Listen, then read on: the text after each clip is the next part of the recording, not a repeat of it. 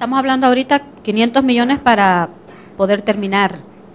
Estamos hablando de 1.000 millones. 1.000 millones para poder terminar este gobierno. Correcto. Yo quisiera distinguir tres cosas, tres acuerdos que se tienen que lograr y analizar las finanzas públicas a nivel de eso. En primer lugar, tiene que haber un acuerdo para refinanciar la deuda existente. ¿Qué quiere decir refinanciar? Quiero ser bien específico. Básicamente, cuando vence esa deuda, renovar la deuda. Así que tal vez cambiaría la palabra, yo diría un acuerdo de renovar la deuda existente de manera automática.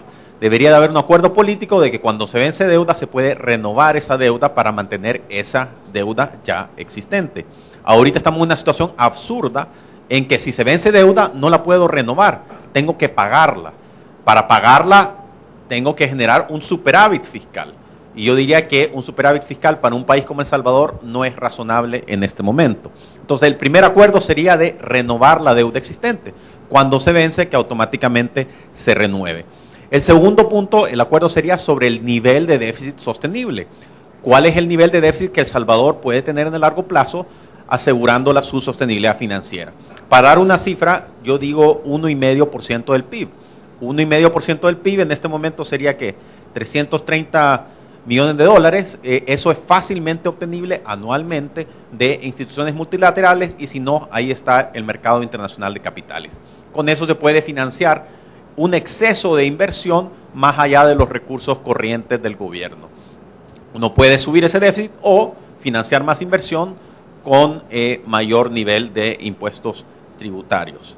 Entonces, el segundo acuerdo es sobre el nivel de déficit sostenible. El tercero, un nivel sobre la eficiencia del gasto.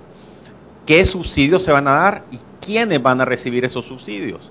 Entonces, creo que es importante de que los recursos que se han obtenido en años recientes con reformas tributarias se destinen a las poblaciones en mayor grado de vulnerabilidad y no necesariamente a grupos de interés como maestros, policías o la población en general, ¿verdad? Así que, otra vez, debería de medirse la rentabilidad social de los subsidios y también de los proyectos de inversión y así eficientizar el gasto. Así que esos serían los tres acuerdos. Uno de, ¿cómo es que le puse?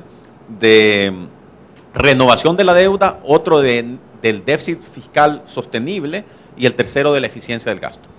Porque de nada nos sirve ser solventes si la casa se nos está cayendo, ¿va? Si yo pago la deuda, yo tengo pero la casa se nos está cayendo. Es decir, a esos 300 y pico millones sumale los gastos para la reparación o para la ampliación o la mejora de la casa. Entonces, adicionalmente a lo que tú has mencionado, creo que es importante ir hacia un mayor esfuerzo fiscal, que la primera gradita, cuando termino, es, por lo menos pongámonos de acuerdo en cómo podemos combatir la evasión, la ilusión y el contrabando. Todavía hay un margen posible que nos puede dar algunos millones adicionales. Y precisamente en ese punto, ¿qué opinión tienen ustedes sobre la factibilidad de subir el IVA, por ejemplo, de tomar medidas tan radicales como esa, a este punto? En este momento es ilógico subir impuestos. O sea, en este momento no es la discusión. No vamos y menos nos vamos a entrar en una discusión de ese tipo en un momento preelectoral como este. Claro. Pero la economía del país requerirá, digamos, la situación. Yo lo pondría de esta manera. El país necesita más impuestos. Y el país necesita hacer más inversiones.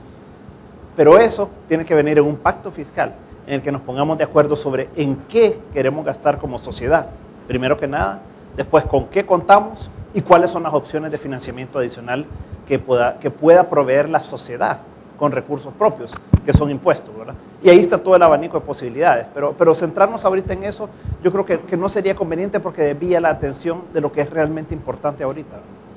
Ahora, y yo comentaría un poco, el país lo que necesita es más crecimiento y la estructura tributaria que apoye ese mayor crecimiento, ¿verdad? Y yo creo que hay veces que también nos confundimos, ponemos los impuestos primero y no para qué van a servir. Tenemos que tener mayor crecimiento, eso va a ser una herramienta importante de desarrollo económico y social del país. Y en base a eso, ¿qué impuestos son los que son más eficientes en lograr esa plataforma de crecimiento? Ciertamente, la relación de crecimiento con tributación, aunque yo creo que no es mecánico, pero sin embargo sí creo que un punto importante que tiene que acompañar un entendimiento en materia fiscal en ese medio plazo es entendernos de qué país queremos, es decir, cuáles son los motores de nuestra economía, cuál es la apuesta productiva estratégica. Yo no he escuchado hasta ahora a ninguno de los candidatos hablar sobre esto. Y el país ganaría muchísimo si nos entendemos de qué tipo de estrategia global, obviamente cada quien tendrá sus diferencias. ¿Qué apuesta? Solo mire el caso de Cutuco, para dar una muestra. Cutuco, si se ve, es una pieza de una estrategia. Ni siquiera estamos discutiendo bien la pieza, mucho menos la estrategia. Entonces creo que una cosa importante para hablar de impuestos, de otros ya de incremento de tasas, etcétera, pasa necesariamente por un también entendimiento en materia de qué tipo de apuesta de país queremos. Yo creo que aquí el IVA se ha demonizado y creo que es hora de que empecemos a desmonizarlo, porque me parece que eventualmente para garantizar la solvencia fiscal del país en el largo plazo y para poder empezar a reparar la casa vamos a tener que tocar impuestos. El IVA es el impuesto más eficiente que existe. El IVA se lo inventó un exministro de Hacienda francés en los años 60 y ha tenido un éxito que en cuestión de 20 años ya lo habían adoptado 120 países. En El Salvador tenemos que un poco más del 50% de la recaudación es por IVA y además tiene la ventaja de que como es una tasa ad valorem, al aumentar el PIB automáticamente va aumentando la recaudación y creo que el aumento de la recaudación que se ha registrado en El Salvador, sobre todo en el último par de años, se debe básicamente a ese mecanismo automático de incremento de recaudación por el IVA, sobre todo con las importaciones que tenemos, porque aunque la recaudación de aranceles ha venido cayendo, el IVA siempre aplica sobre lo que importamos. Tenemos un país donde se consume el 105% del PIB, o sea, el consumo agregado de El Salvador es 105, 106% del PIB. El IVA es fundamentalmente un impuesto al consumo, entonces ahí hay una vía relativamente fácil, relativamente neutral, fácil administrativamente de recaudación. Yo no estaría en contra de un aumento tenemos además uno de los IVA más bajos del mundo. Uruguay tiene un IVA de 23%, Argentina tiene un IVA de 21%, Chile tiene un IVA de 19%, con un IVA de 13% estamos, y todos los países europeos tienen IVAs superiores.